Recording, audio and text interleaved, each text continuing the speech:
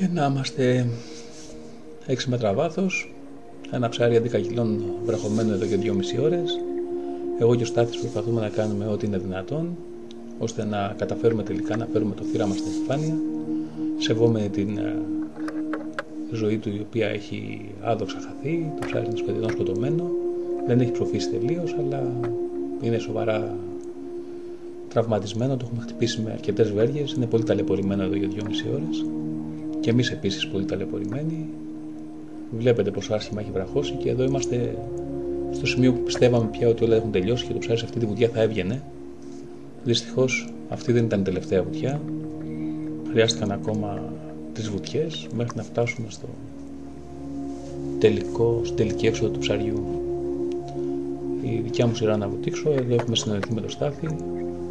Πρέπει να κατέβω και να βγάλω τη βέργα από το 60, η οποία εμποδίζει την έξοδο του ψαριού. Σε αυτή τη βουτιά είχαμε και ένα μικρό ατύχημα. Στην προσπάθειά μου να καταφέρω να βγάλω τη βέργα, τραβώντας με πολύ δύναμη, ξαφνικά χτύπησα με τον εξορκαία τα χείλια μου, ευτυχώς χωρίς συνέπειες για την ασφάλειά μας. Τελικά χρειάζεται προσοχή σε όλα όσα κάνουμε, ειδικά σε τέτοιες καταστάσεις.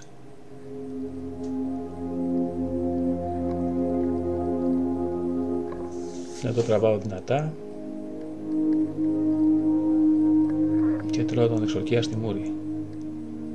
Οκ, τέλος καλό, όλα καλά. Η βέργα από το 60 βγήκε. Ευτυχώς τα δόντια μου είναι ακόμα στη θέση τους. Μια ακόμα βουτιά. Αυτή τη φορά για να κουνήσουμε το ψάρι λίγο πίσω. Ο Στάθης προσπαθεί να μας δείξει τι ακριβώς κάνω, χρησιμοποιώντας το φακό. Ο φακός μου μπλέκεται εκεί στο βράχο. Εντάξει, και είναι ριχά, δεν υπάρχει πρόβλημα. Τον βγάζω αμέσως.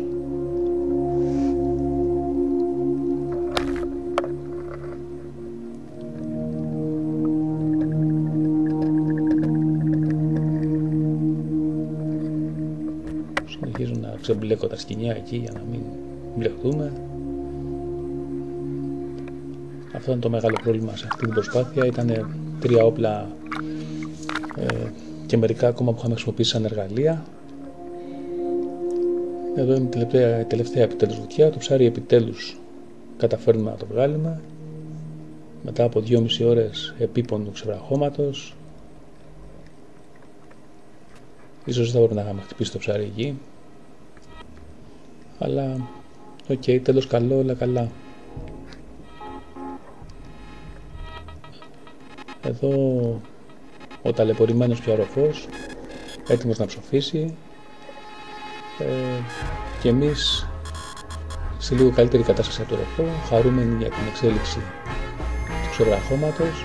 Επιτέλους δεν πήγε χαμένος ο κόπος μας και ένα ακόμα υπέροχο ψάρι θα μας συντροφεύσει στο ταξίδι της επιστροφής.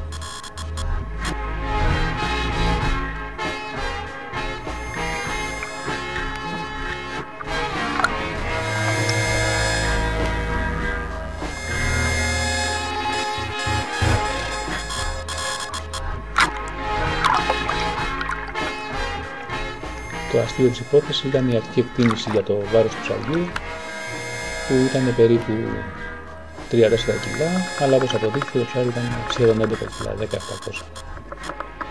Εδώ βλέπουμε και την ανάρτηση, έτσι για το βίντεο και για τις φωτογραφίες, μια ψυχή ωραία στιγμές του ψαρέματος.